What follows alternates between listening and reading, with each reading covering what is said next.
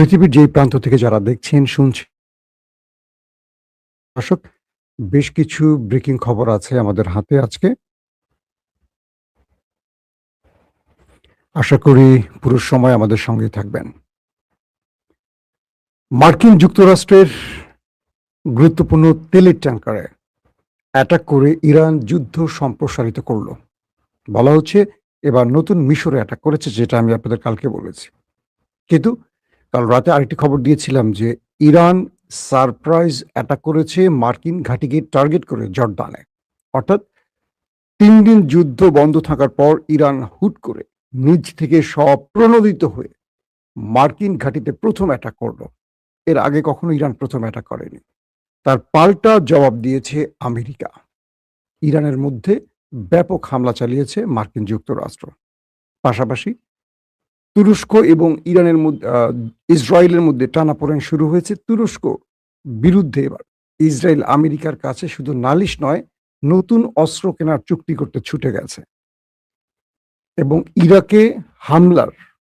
ইরাকে ইরান সমর্থিত টার্গেটে হামলা করে সৌদি এবং যুক্তরাষ্ট্র ইরানের টার্গেটে আবার পড়েছে। তার মাসুল দিতে হয়েছে এবার আমেরিকাকে। প্রিয় দর্শক, চলুন আমি আপনাদেরকে গুরুত্বপূর্ণ একটা একটা করে সেই খবরগুলো দেওয়ার চেষ্টা করছি। প্রথমেই আমি চলে যাচ্ছি আমেরিকা গেল রাতে, অর্থাৎ যে রাতের পর আমরা লাইভ শেষ করে সময়টা পার করেছি, সেই সময় মধ্যরাতে যে ইরানের উপর হামলা হয়েছে তার বিস্তারিত খবরগুলো একটু জানাবার চেষ্টা করছি। বলা হচ্ছে মার্কিন সেন্ট্রাল কমান্ড তারা স্পষ্ট করছে গণমাধ্যমে জানিয়ে যে তারা ক্ষেপণাস্ত্র, ড্রোন ও সামুদ্রিক স্থাপনা সহ আইআরডিসির কয়েক ডজন লক্ষ্যবস্তুতে সফল অ্যাটাক করেছে। মার্কিন সেন্ট্রাল কমান্ড জানিয়েছে গভীর রাতে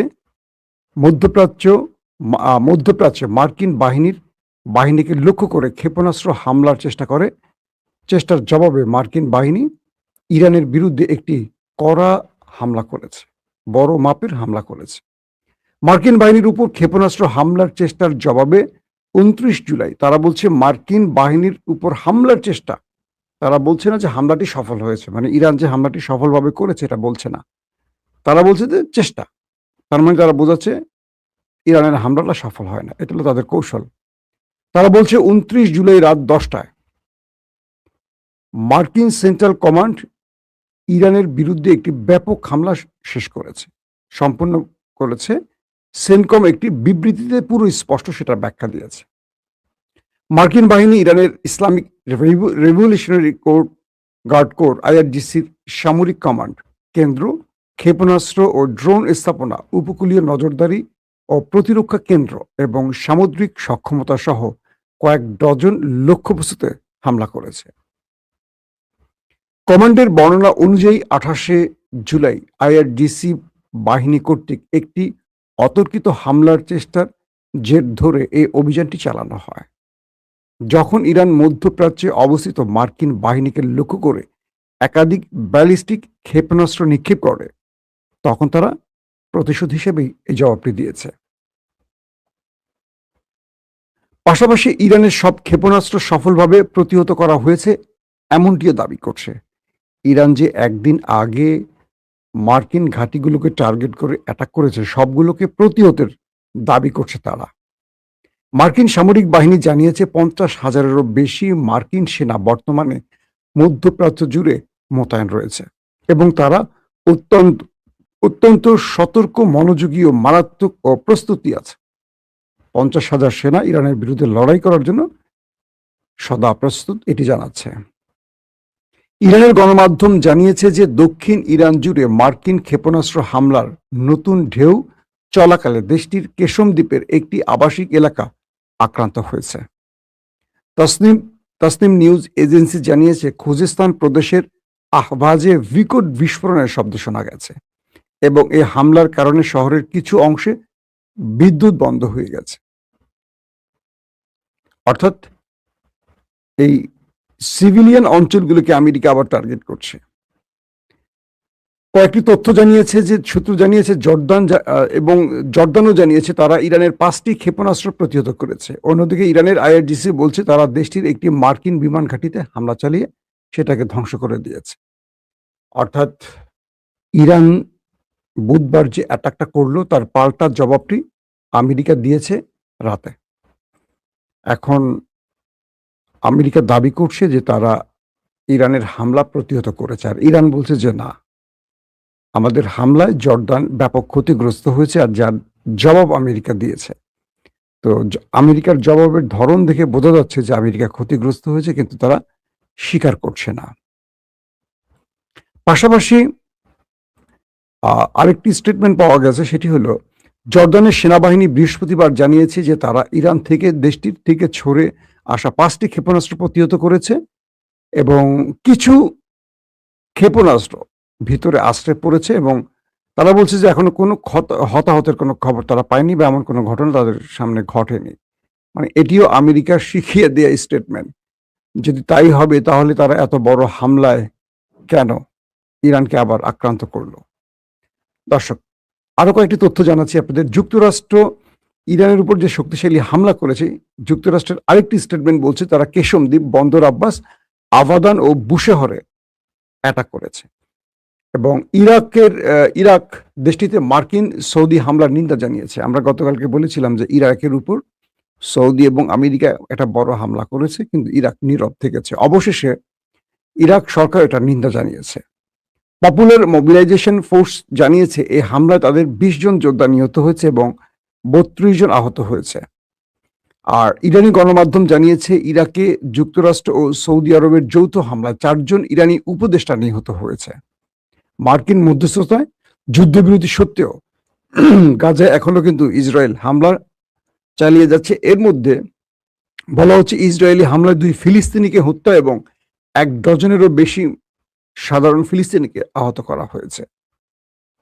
পাশাপাশি লেবাননের জাতীয় সংবাদ সংস্থা জানিয়েছে যে রাতভর দক্ষিণ লেবাননের বেশ কয়েকটি গ্রামে ধারাবাহিক বিস্ফোরণে কেঁপে উঠেছে। অর্থাৎ ইসরায়েল আবারও লেবাননে হামলা শুরু করেছে, এই তথ্যটি তারা জানিয়েছে। ইসরায়েলি বাহিনী মধ্যরাত থেকে ভোর পর্যন্ত আল মানসুরি, মাছদাল জৌন এবং মাঝরাত বুয়ুত আল সিয়াদ শহরে নিয়ন্ত্রিত ধ্বংসযজ্ঞ চালিয়েছে। লেবাননের গণমাধ্যমটি বলছে এই অভিযানের পাশাপাশি ওয়াদি আল হুজেইর ও ওয়াদি আল সালুকি উপত্যকায় ভারী মেশিনগানের গোলাবর্ষণের শব্দ পাওয়া গেছে। এখন পর্যন্ত বিস্তারিত তথ্য জানা যায়নি যে কত লোক সেখানে মারা গেছে। দর্শক, আমরা মোটামুটি আজকের একদম লেটেস্ট খবরগুলি আপনাদেরকে একটা একটা করে জানিয়ে দিলাম। এবার কিছু বিশ্লেষণে আসতে চাই, যে বিশ্লেষণটি আপনারা শোনার জন্য ওয়েট করছেন। প্রথম বিশ্লেষণটি হলো ইসরায়েলের নেতানিয়াহু এখন আমেরিকা আছেন। তার আমেরিকা থাকার কয়েকটা উদ্দেশ্যের একটি হলো ইরানে যেন আমেরিকা বড় মাত্রা অ্যাটাক করে, এবং ইরানের মধ্যে গোয়েন্দা তথ্যের আলোকে ইসরায়েল জেনেছে তারা 60% সমৃদ্ধকরণ ইউরেনিয়ামকে 90% পৌঁছে দিয়েছে। অর্থাৎ পারমাণবিক বোমা তৈরির কাঙ্ক্ষিত লক্ষ্যে ইরান পৌঁছে গেছে। একটি সূত্র বলছে যে ইরান নিউক্লিয়ার তৈরি করে ফেলেছে, অর্থাৎ নিউক্লিয়ার ওয়ারহেড তৈরি করে ফেলেছে, এবং শীঘ্রই ইরান তার খাইবার শেখান বা আরো যে নতুন ভেরিয়েন্টের মিসাইল তৈরি করেছে যেগুলো আপগ্রেডেড, সেই মিসাইলগুলোতে এই ওয়ারহেডগুলো বসিয়ে যে কোনো অঞ্চলে যে কোনো দূরসীমায় অ্যাটাক করতে পারে। তাই ইরানের উপর দ্রুত এই অ্যাটাকটা জরুরি। দ্বিতীয়ত হলো আমেরিকা যেন তুরস্ককে F-35 কোনোভাবে বিক্রি না করে, পাশাপাশি ভূমধ্যসাগরে তুরস্কের তাণ্ডব থেকে বাঁচার জন্য একটা নতুন চুক্তি করতে চায় ইসরায়েল আমেরিকার সাথে, এবং সেখানে তারা চাচ্ছে যে একটা নতুন P-8 পোসাইডন আকাশযান এটা কেনার জন্য।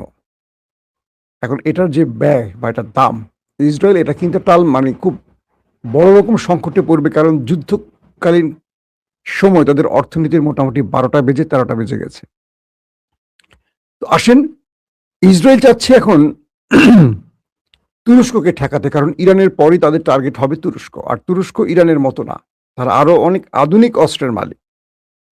ইরান এখন পর্যন্ত তার যুদ্ধে ড্রোন আর মিসাইলের ব্যবহারটি দেখিয়েছে, আর তুরস্কের কাছে ড্রোন, মিসাইল থেকে শুরু করে যুদ্ধ বিমান থেকে শুরু করে রয়েছে আরো এক ঝাঁক নতুন উদ্ভাবিত যুদ্ধাস্ত্র, যার সাথে পৃথিবী এখনো পরিচিত নয়, যাদের কাছে আছে পঞ্চম প্রজন্মের স্টিলথ প্রযুক্তির যুদ্ধ বিমান, যাদের কাছে আছে সামুদ্রিক সাবমেরিন, যাদের কাছে আছে পৃথিবী বিখ্যাত ড্রোন, এবং তুরস্ক সাম্প্রতিক এক যুগে যতগুলো ফ্রন্টে যুদ্ধ করেছে প্রত্যেকটিতে বিজয় পেয়েছে।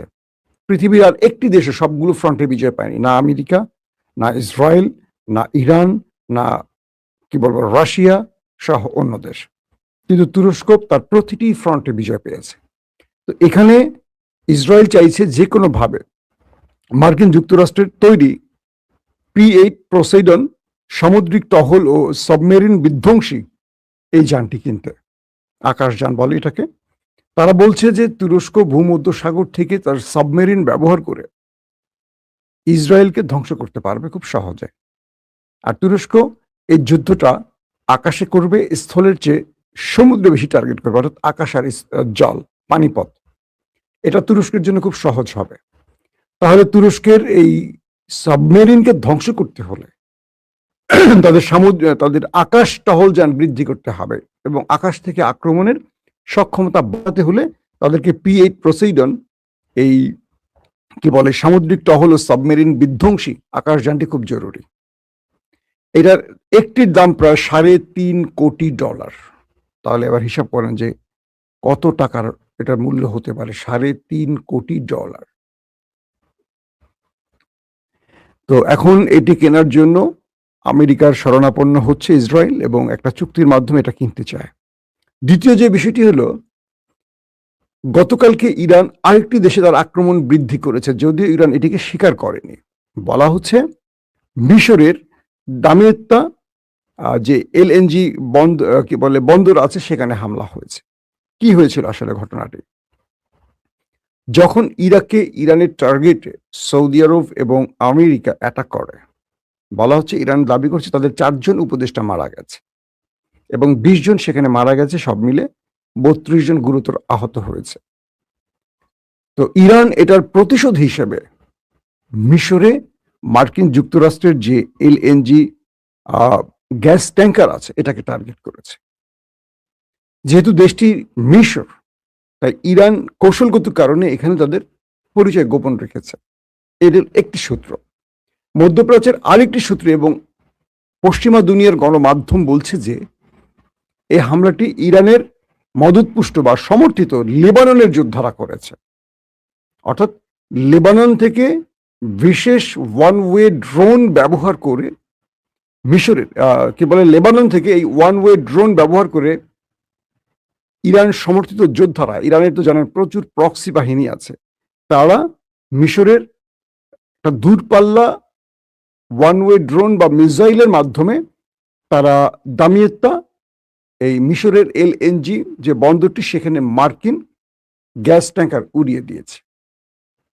এবং আমেরিকা এই আক্রমণের পর এইটুকু বুঝতে পেরেছে যে এই অঞ্চলে ইরানের হাতে তারা নিরাপদ নয়, কারণ সিরিয়া তো ইরানের আক্রমণ হয়ে গেছে। যে সিরিয়াতে আক্রমণের কথা ছিল না বলে আমেরিকা সেখানে গোপনে আশ্রয় নিয়েছিল। তাদের সেন্টকমের উপরস্থ অফিসাররা, যুদ্ধের যে বড় বড় কর্মকৌশল ঠিক করা জেনারেলরা, তারা সিরিয়াতে বসে অনেক প্ল্যান করছিল, সেইখানেও পর্যন্ত ইরান হিট করেছে। এবার ইরানের আক্রমণটি মিশরে চলে আসা, তারা ঘাবড়ে গেছে যে তাদেরকেও আর বোধহয় ছাড় দেবে না, কারণ মিশরের হামলাটি ইরানের খুব কৌশলগত একটি টার্গেট। এবার মিশরের থাকা আমেরিকা প্রতিনিয়ত টেনশনে থাকবে, এবং আমেরিকাকে ইরান বোঝাচ্ছে যে তুমি পৃথিবীর যেই প্রান্তে আছো আমি আছি। পাশাপাশি মিশরের এই ডিস্টেন্স, যেটাকে দূরপাল্লার আমরা বলি, এই অ্যাটাকটি দিয়ে ইরান বুঝিয়েছে তাদের ঘরে এরকম ডিস্টেন্সের বা দূরপাল্লার আরো ক্ষেপণাস্ত্র আছে বা আরো লং ক্ষেপণাস্ত্র আছে, যেগুলো তারা টার্গেট মতো ব্যবহার করবে, সময় মতো ব্যবহার করবে। এদিকে ইরানের সময়সীমা প্রায় চূড়ান্ত, যে কোনো সময় ইউক্রেনে ইরান হামলা করবে, কারণ ইরানের একটি জাহাজে ইউক্রেন হামলা করেছে, এবং ইরান যখন ইউক্রেনকে ডেকে এনেছে তাদের অ্যাম্বাসেডরকে, তিনি এটার জন্য দুঃখ প্রকাশ করেছে। শোনা গেছে কাল রাতে ইউক্রেন তার পররাষ্ট্রমন্ত্রী আব্বাস আরাকচি ইরানের পররাষ্ট্রমন্ত্রীকে ফোন দিয়ে দয়া ভিক্ষা চেয়েছে। তারা বলছে যে আমাদের ভুল হয়েছে জনাব, আমরা রাশিয়ার ফাঁদে পা দিয়েছি, আমাদেরকে এ যাত্রায় ক্ষমা করুন। আর ইরানের পররাষ্ট্রমন্ত্রী বলছে যে তোমরা আমাদের জাহাজে হামলা করে যে ক্ষতি করেছো তার ক্ষতিপূরণ দাও দ্রুত, বাঁচতে হলে, নতুবা আমাদের টার্গেট লক, যে কোনো সময় সুইচ টিপবো, তোমার গুরুত্বপূর্ণ কিছু একটা উড়ে যাবে, যেটা তুমি আমার ধ্বংস করছো তার চেয়ে 4 গুণ মূল্যের কিছু আমি ধ্বংস করে দেব। তো এই পরিস্থিতিতে এখন ইউক্রেনের পররাষ্ট্রমন্ত্রী ইরানের পররাষ্ট্রমন্ত্রীর কাছে ফোন করে এখন দয়া ভিক্ষা চাচ্ছে যে আমাদেরকে অ্যাটাক করো না, আমরা ভুল করছি, আমাদের ভুলের মাসুল হিসেবে আমরা কি করতে পারি। আর ইরান বলছে আমাদেরকে ক্ষতিপূরণ দাও। যদি ক্ষতিপূরণ ইরান পেয়ে যায় সেক্ষেত্রে অ্যাটাকটি হয়তো বা করবে না, কারণ ইরান আরেকটা ফ্রন্টে এখন যুদ্ধ ছড়াতে চাচ্ছে না, আমেরিকাকে আগে সাহায্য করে কন্ট্রোলে আনুক। আর যদি তারা কোনো ক্ষতিপূরণ না দেয় সেক্ষেত্রে ইরান যে কোনো সময় শুনবেন যে অ্যাটাক করে বসছে ইউক্রেনে। প্রিয় দর্শক, আজকের মতো শেষ করছি। ইনশাআল্লাহ আজকে আবারও চেষ্টা করব বিকেল বা সন্ধ্যায় আরেকবার লাইভে আসতে, আর মধ্যরাতে থাকি আপনাদের সাথে প্রতিদিন। আল্লাহ সুস্থ রাখলে, ভালো রাখলে আপনাদেরকে এবং আমাকে আবারও দেখা হবে। সে পর্যন্ত প্রত্যেকে ভালো থাকবেন,